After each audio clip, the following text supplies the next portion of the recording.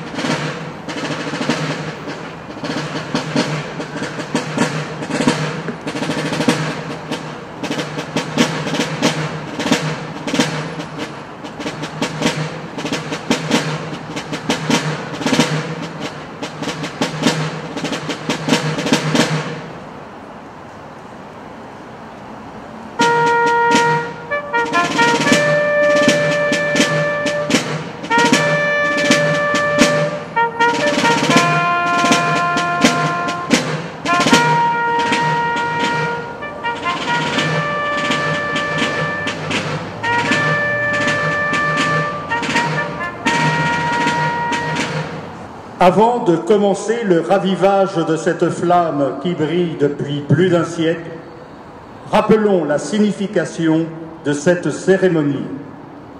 Le 11 novembre 1920, le corps d'un soldat français inconnu, tombé au champ d'honneur au cours de la Première Guerre mondiale, est solennellement honoré sous l'Arc de Triomphe avant d'y être inhumé le 28 janvier 1921.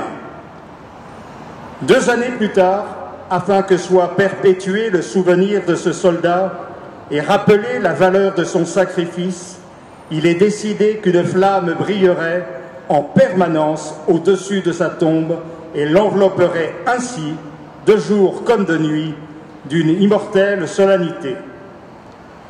C'est André Maginot, alors ministre de la Guerre et des Pensions, qui a l'honneur d'allumer la flamme le 11 novembre 1923. Depuis cette date, elle est ravivée chaque soir à l'occasion de la cérémonie que nous allons vivre ensemble avec émotion. Cette flamme nous rappelle le sacrifice d'1 400 000 soldats qui ont donné leur vie pour leur patrie entre 1914 et 1918 et ont contribué ainsi à la victoire. Il convient d'y associer les soldats blessés, les veuves, les orphelins et tous les citoyens qui ont été lourdement éprouvés. Tous ces sacrifices, dans les corps et dans les cœurs, ont cimenté la nation française à laquelle nous appartenons aujourd'hui. Cette flamme nous invite également à rendre hommage aux soldats tombés au cours de la Seconde Guerre mondiale, de la guerre d'Indochine, en Corée, en Afrique du Nord et au cours des récentes opérations. Initiés par les anciens combattants voulant honorer leurs frères d'armes disparus, ce ravivage est aujourd'hui l'expression de la gratitude de toute la nation à l'égard de ceux qui sont tombés pour que vive la France. La flamme sous l'Arc de Triomphe est devenue la flamme de la nation, montrant ainsi que nous sommes tous chargés d'entretenir la mémoire du sacrifice et de l'héroïsme de nos combattants. Cette flamme nous inspire enfin la reconnaissance à l'égard des soldats qui, aujourd'hui comme hier, servent la France, parfois au péril de leur vie. Notre présence ce soir nous engage, chacun à notre place, à servir notre pays dans nos actions quotidiennes. C'est un témoignage fort de notre appartenance à la nation. Par notre attitude digne et respectueuse, nous allons rendre hommage dans le recueillement au courage et à l'héroïsme de ces soldats pour lesquels cette flamme brille depuis plus d'un siècle. Ce soir participe à la cérémonie l'Association nationale des anciens combattants de la résistance, comité émoutier en Haute-Vienne, l'association Citadelle et Maquis d'Indochine 1939-1945. Les hymnes et sonneries sont interprétés par un tambour et un clairon de la garde républicaine. Des militaires de la force Sentinelle appartenant au 2e régiment de matériel de Bru à Rennes et des fonctionnaires de la préfecture de police de Paris assurent la sécurité du site.